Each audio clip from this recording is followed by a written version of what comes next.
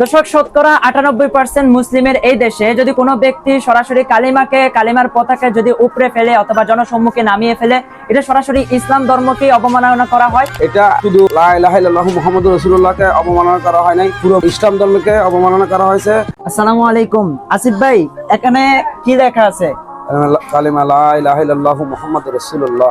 হ্যাঁ, ঠিক এই পতাকাটাই গতকাল যাত্রাবাড়ি ফ্লাইওভারের মোড়ে আমাদের কিছু মুসলিম ভাই টাঙাইছিল। তো কোন একজন মুসলিমের রাইট আছে নাকি যে এই পতাকাটা আবার নামিয়ে ফেলার? না, কোনো রাইট নেই। এটা হলো ইসলাম ধর্মকে অবমাননা করা হয়েছে আর ইসলামকে হেনস্থা করা হয়েছে। এই জন্য তীব্র নিন্দা জানাচ্ছে যে করছে এবং যারা করছে তাদের। দর্শক, আমরা দেখি যে এই সময়ে এসে বিভিন্ন দেশের যেমন আর্জেন্টিনা, ব্রাজিলের পতাকা টাঙানো হয় এবং সেগুলোকে যদি আমরা উপরে ফেলি অথবা সেগুলোকে যদি আমরা নামিয়ে ফেলি, তাহলে আর্জেন্টিনা এবং ব্রাজিলের যদি এটা অবমাননা করা হয়। তেমনি ভাবে ইলেকশনের পূর্বে দেখা যায় আমাদের গ্রাম অঞ্চলে শত শত ব্যানার টাঙানো হয়। ইলেকশনের পূর্বে কোনো একটা ব্যানার যদি আমরা টেনে ছিঁড়ে ফেলি, তাহলে ওইটা সরাসরি যে পদপ্রার্থী রয়েছে তার অবমাননা হয় এবং সেটার যদি তারা প্রতিবাদ জানায়, তাহলে আমরা এই সরকারের কাছে, বর্তমান সরকারের কাছে এটা প্রতিবাদ জানাতে পারি কিনা এবং এটার সরাসরি আমরা সরকারিভাবে কোনো আইনি পদক্ষেপ চাইতে পারি কিনা। কালিমাকে সরাসরি কালিমার পতাকা যে এইভাবে উপরে ফেলেছে অথবা নামিয়ে ফেলেছে জনসম্মুখ, এটার সরাসরি সরকারিভাবে আমরা কি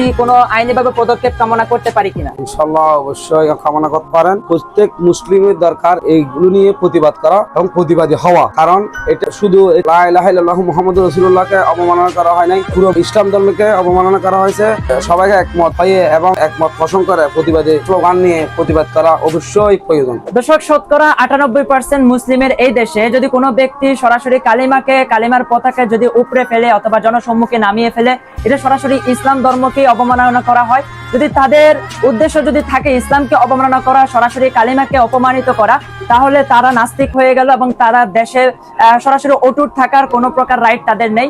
তারা নাস্তিক হয়ে গিয়েছে, তাদেরকে জনসম্মুখে ফাঁসি কিংবা তাদেরকে সরাসরি সরকারিভাবে আইনি পদক্ষেপ গ্রহণ করা প্রয়োজন।